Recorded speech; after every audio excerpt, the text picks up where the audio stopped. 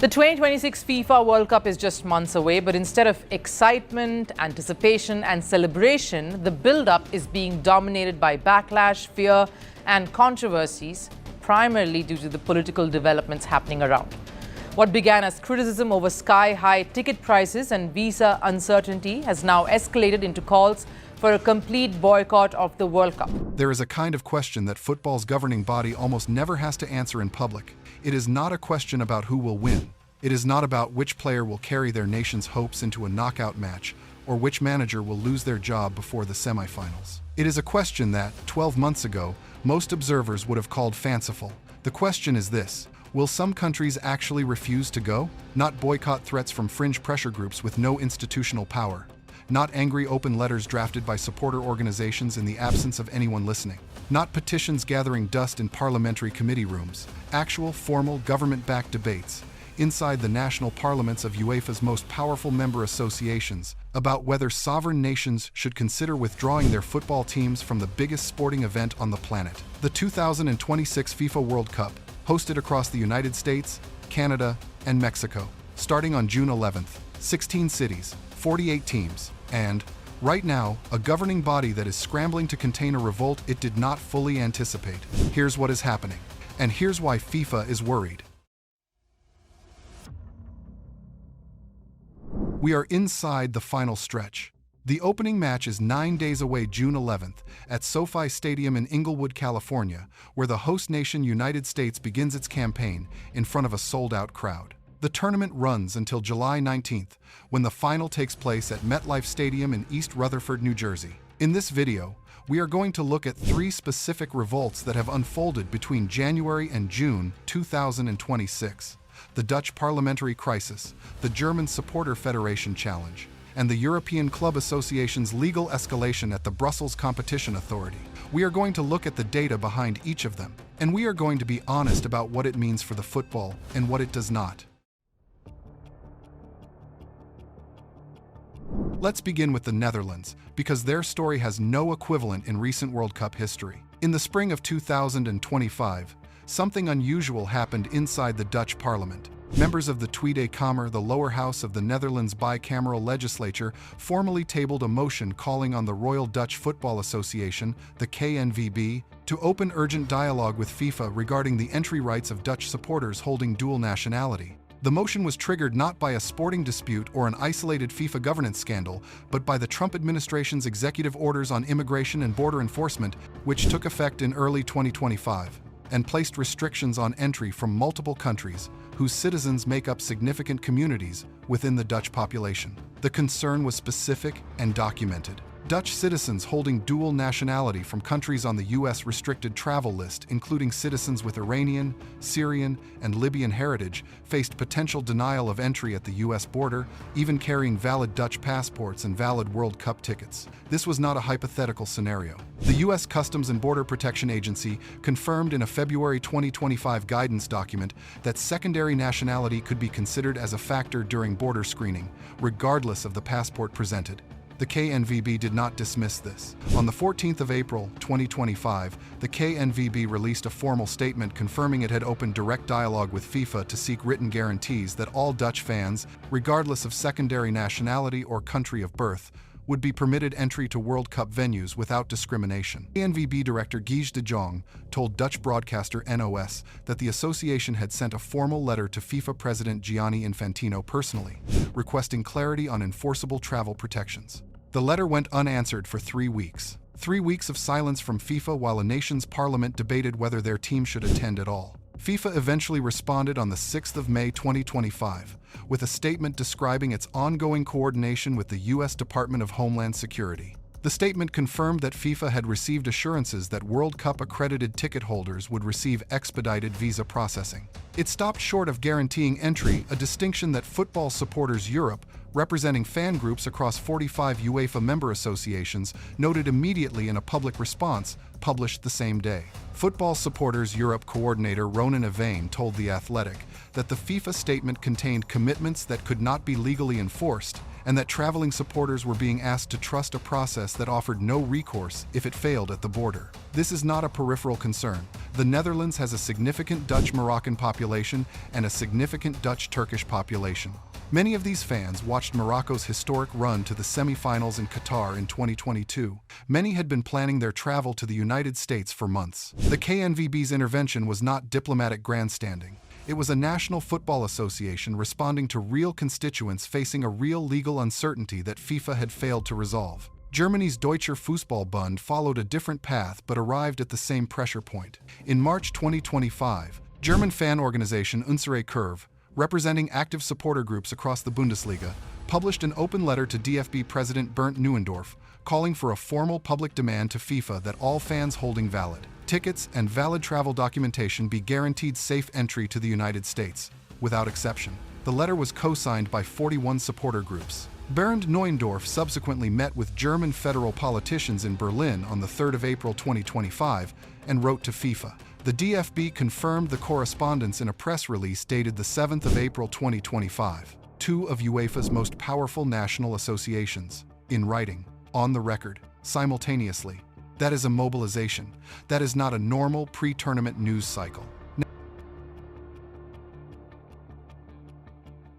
Now let's turn to the institutional revolt, because it runs deeper than fan access and it has a courtroom attached to it. The European Club Association, representing 700 clubs across 55 national federations, filed a formal competition complaint with the Brussels Competition Authority in September 2023, challenging FIFA's unilateral decision to expand the Club World Cup without the consent of leagues, clubs, or player representatives. The filing argued that FIFA had used its dominant market position to impose commercial arrangements on clubs and leagues that had no meaningful ability to refuse, without the protections afforded by EU competition law. FIFPro, the Global Players Union, joined the legal action formally in January 2025. FIFPro's General Counsel Roy Vermeer stated publicly that the organization was seeking an injunction that could, in theory, prevent European club players from being obligated to participate in FIFA-mandated tournaments without collective agreement. The European Social Charter case referenced player welfare obligations under international labor law.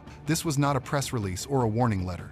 This was a filed legal instrument with teeth. Here's where things get interesting, because the two revolts arrived at FIFA's door simultaneously. In February and March 2025, FIFA's legal and communications teams were managing diplomatic assurances with the U.S. Department of Homeland Security on one side and preparing formal responses to the Brussels Competition Authority investigation on the other. The organization's institutional bandwidth was stretched across two entirely separate fronts, one political, one legal, at the precise moment the tournament was entering its final preparation phase. Belgium's own football establishment added its voice to the pressure. Pro League CEO Laurent Paris gave an interview to The Tide newspaper in February 2025, which he described FIFA's governance model as a system designed to prevent accountability. Paris specifically referenced the FIFA host city agreements, the contracts signed between FIFA and each of the 16 host cities, and their provisions requiring cities to waive cancellation or underperformance. Dallas, Kansas City, and Seattle had all signed these agreements without public disclosure of the indemnity clauses, a fact first reported by the New York Times on the 12th of March 2025. Cities had signed away financial protections in secret, and FIFA had asked them to. The question this raises is one football has been circling for years. At what point does FIFA's structural demand for compliance from cities, federations, players, and fans simultaneously produce a backlash large enough to actually shift the terms of engagement? We are watching that question being answered in real time.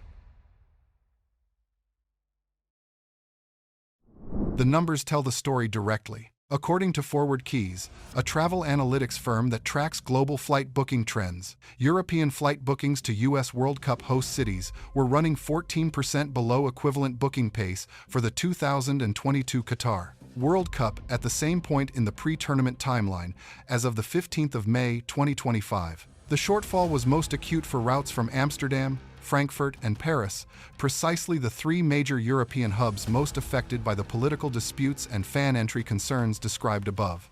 The secondary ticket market reflects the same anxiety. According to StubHub's publicly released pricing data from May 2025, the average resale price for group stage tickets had fallen 19% between March and May. For matches involving European teams expecting significant traveling support, including Germany's Group A fixtures, the decline reached 26% between mid-April and late May of 2000, admitted to a European national parliament on a football governance question in the last decade. The American Hotel and Lodging Association surveyed 240 hotel operators across all 11 U.S. host cities in April 2025. International bookings from European. Let me be clear about what those numbers represent. The World Cup has never lacked an audience in modern history. The fact that measurable booking shortfalls exist across multiple markets, at this stage in the tournament cycle, in an era of unprecedented global football interest, is not a routine fluctuation. It is a signal. And FIFA has been slow to address what is generating it.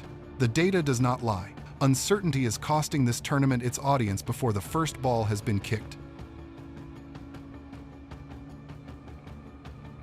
Before we go to the historical context and to what all of this actually means for the football itself, if this kind of coverage is worth your time, subscribe to this channel. We will follow every development of World Cup 2026, from the group stage through to the final on July 19th. No tabloid, no hot takes. Documented, sourced coverage of the most complicated World Cup in a generation.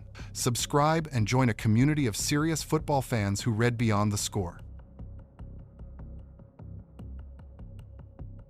Step back from all three of these stories and look at what they share. Then cast your mind back to the summer of 1994. The 1994 World Cup in the United States is widely regarded as a commercial and atmospheric triumph. It set attendance records that stood for years. It produced Romario, Roberto Baggio, and one of the most dramatic finals in the competition's history.